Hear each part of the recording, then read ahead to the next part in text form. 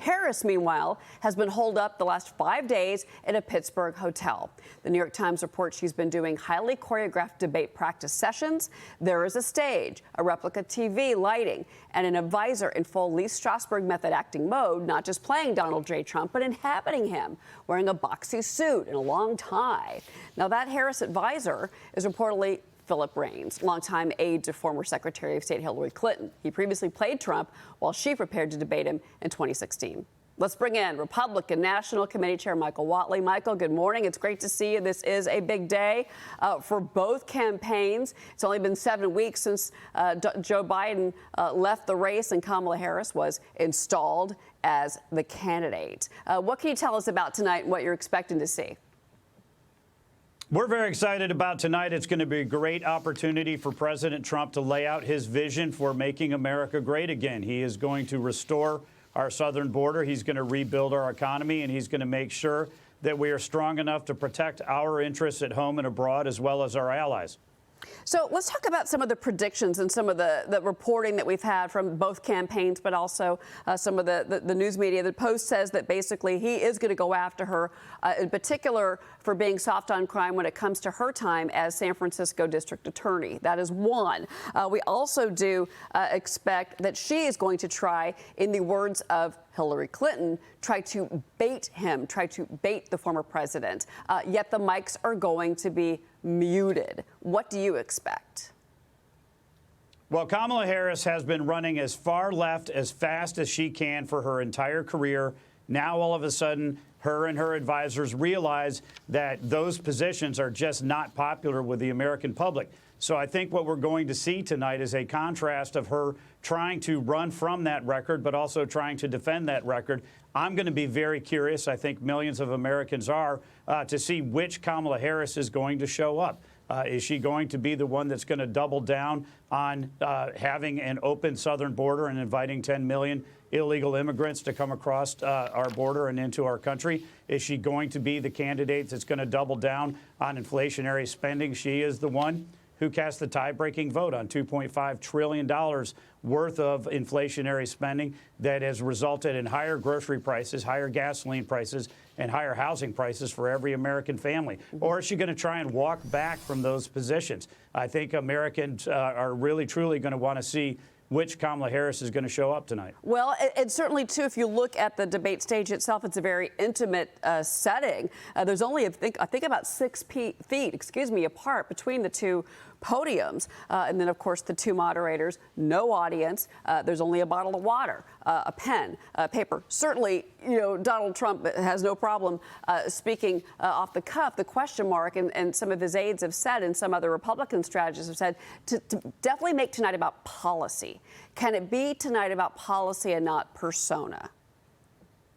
I think it's going to be about policy, and we're going to find out why Kamala Harris was so desperate to sit down and have notes that she could look over. Look, we know where Donald Trump is. Donald Trump has been very, very transparent throughout the course of this campaign that he is going to fight every single day to shut down the southern border. That's what he's going to do on day one. He's going to end the scourge of migrant crime and fentanyl that is coming across into every one of our states and making them all border states. He's going to fight to make sure that we have a strong military and we're able to protect our allies like Israel all across the world. And also that he is going to, on day one, end inflationary spending, unleash American energy, and bring prices down. Kamala Harris, we don't know. What is it that she's going to put on the table? Because she has had a word salad every time she's tried to explain her positions. But we do know this. She was the most radical, progressive, leftist senator in the entire Senate,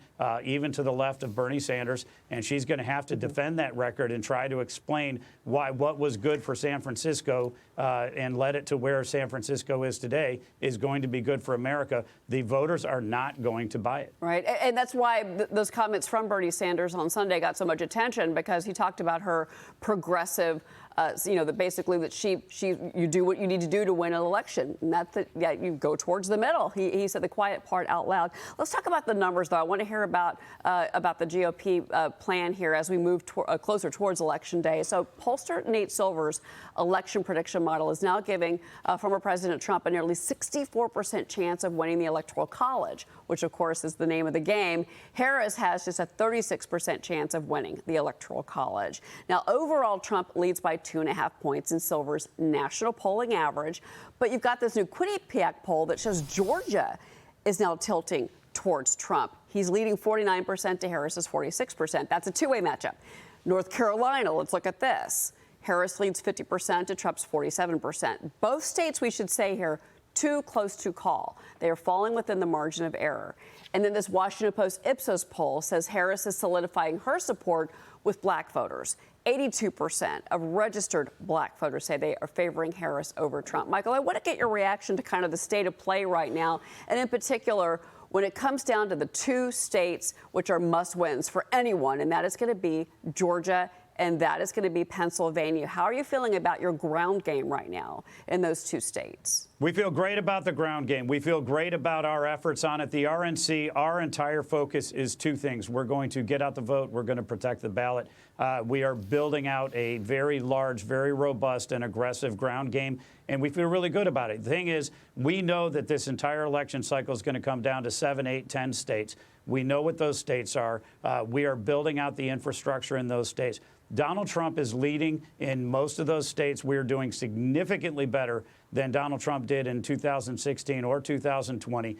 So we feel very good about that. It's very important to note that he's leading on every issue poll that we're looking at for the issues that matter. The voters have consistently said they care about the economy, they care about inflation, they care about the southern border, and they care about making sure that America is in a position to defend our interests at home and abroad. Donald Trump leads comfortably on every single one of those issues. That's why he's in a position to carry all of these battleground states and have a big win on November 5th. Well, let's dig in further, though, into the down-ballot races, because certainly, that is going to be a question when it comes to who's going to control the House, who is going to control the Senate. In particular, there has been some that have said that the House, might be in jeopardy come November, that right now we have Republican leadership, but that could change in November. And then also there's some crucial Senate races out there as well. I'm thinking about Arizona in particular there. So how are you feeling about these down-ballot races? And that's where, again, that ground game that the Republicans have becomes so crucial, not just because of the coattails of Donald Trump, but also those candidates in particular. Where are you focused right now there? When Donald Trump wins on November 5th, the Republicans up and down the ticket are going to have a very good night. We feel great about the Senate, particularly with West Virginia, Montana, Ohio, Pennsylvania. Those races are all looking very, very solid. When you think about the House, we've got a 2-seat majority. We're in a great position to be able to expand that majority all across the country. And it really is going to come down to the fact that the Republicans are listening to the American voters about the issues that they care about, and they're putting solutions on the table. We do not see America as a grand social experiment the way the Democrats do. We want to make sure that we're giving every American family a platform to succeed, and that's why this election cycle is going to be such a mandate for the Republicans. It really will for the party overall. Michael Whatley, thank you for being with us. We will all be watching tonight.